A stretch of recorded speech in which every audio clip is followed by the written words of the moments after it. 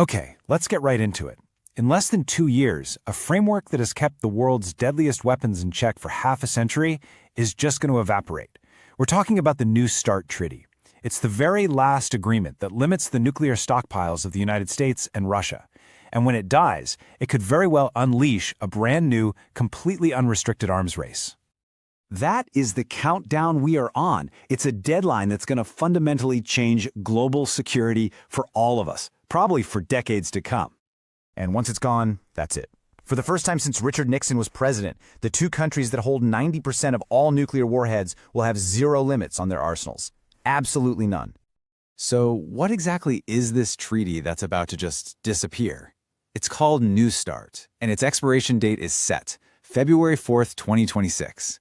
You really have to think of it as the last legal leash, the final guardrail that's been preventing an all-out nuclear arms race between Washington and Moscow. It was signed way back in 2010, and it set the rules of the road. It put a hard cap on the number of long-range nuclear warheads, 1,550 for each side. It also limited the number of bombers, submarines, and missiles that could carry them. But, the real genius of it, the absolute key, was verification. It created a system so both sides could physically check up on each other. It was all about building trust, but with proof you could hold in your hands. So how did it all fall apart? Well, this wasn't some sudden event. It was more like a slow, grinding collapse. It started in 2022, when Russia used the war in Ukraine as its reason to stop allowing on-site inspections. Then, a year later, they stopped sharing data altogether. The lines of communication were basically severed. And with almost no political will on either side to try and save it, the treaty's fate was pretty much sealed. So what does losing this treaty actually mean for our security, for global stability? Well, to really get a handle on the risk we're all about to face, you first have to understand what we're leaving behind. For decades, this kind of agreement was seen as the absolute gold standard for managing the unthinkable. And this chart, it really tells the story of two completely different worlds. On one side, you have the world with the treaty. You've got predictability, hard caps, 18 on-site inspections every year. You have a real, verified baseline of trust. Now look at the other side. That's the world of guesswork. It's a world of unlimited buildups, of total secrecy. Military planners will no longer have facts. All they'll have are worst-case assumptions. And when you're talking about nuclear weapons, assuming the worst, well, that always means building more. This timeline, it tells a really tragic story. It starts back in 1972 with the SALT Treaty, which was this groundbreaking moment that put the first ever freeze on the size of these arsenals. Then, in 1991, START-I did something incredible. It began cutting them down by 80%. New START in 2010 kept that legacy alive. And even just a few years ago in 2021, an extension was seen as this vital lifeline. But now in 2026, this entire 54-year-old architecture of safety is set to just crumble. So, the restraints are coming off. What does that mean for the weapons themselves? Because this is not a theoretical problem. This is happening right now. Both the US and Russia are already deep into massive, decades-long programs to modernize their entire nuclear forces. The next generation of these weapons is being built as we speak. And just look at the sheer scale of the hardware we're talking about. The US is developing the new Sentinel ICBM and the B-21 Raider stealth bomber. Russia's rolling out its Sarmat ICBM, nicknamed Satan II, and the Avangard hypersonic missile, which is designed to be literally unstoppable. And then there's the wild card in all of this: China. They're rapidly building up their own arsenal, and they're not bound by any of these rules. 1,000 warheads. That's what the Pentagon thinks China will have by the end of this decade. This completely changes the game. For 50 years, arms control was a two-player chess match. Now it's a three-body problem, and that is exponentially more complex, exponentially more unstable. In fact, U.S. military planners are already saying they might need to increase their deployed arsenal just to handle both Russia and a rising China at the same time.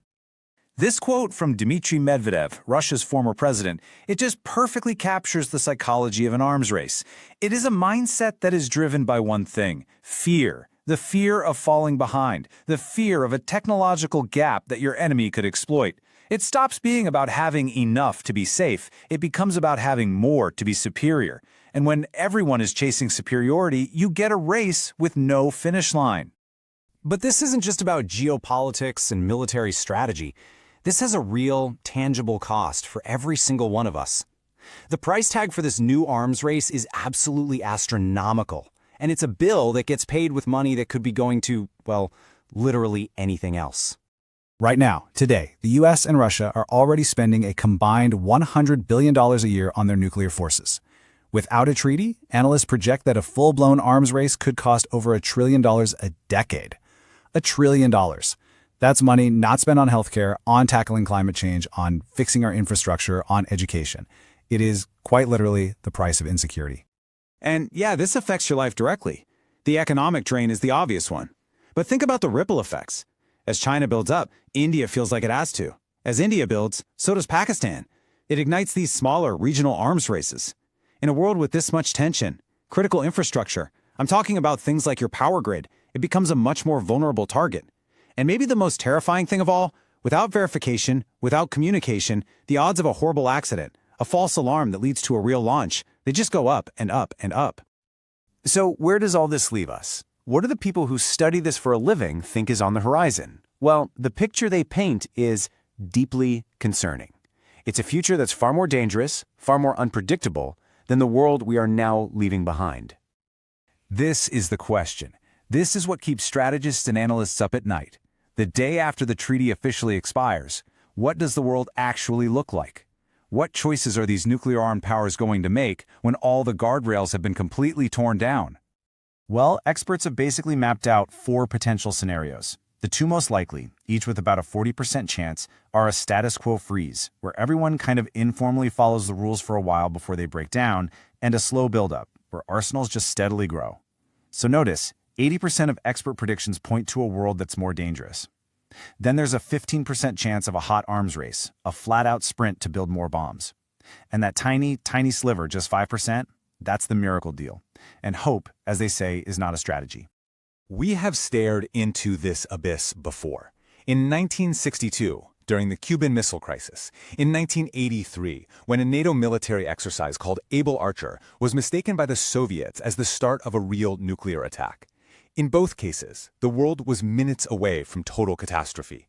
And in the aftermath of those close calls, what did we do? We built treaties. We installed hotlines. We built guardrails. The very systems that saved us, the ones that pulled us back from the brink, those are the systems we have now taken apart. I think this assessment from a major defense think tank really says it all. A frightening scenario with no pathway to restraint. That is the world we are now walking into. A world where the only real logic is escalation and the only direction is towards more weapons, more risk, and frankly, less security for every single one of us. The treaties of the past, they were never perfect. But they were born from a terrifying shared realization that these weapons are different, that a competition in this arena has no winner.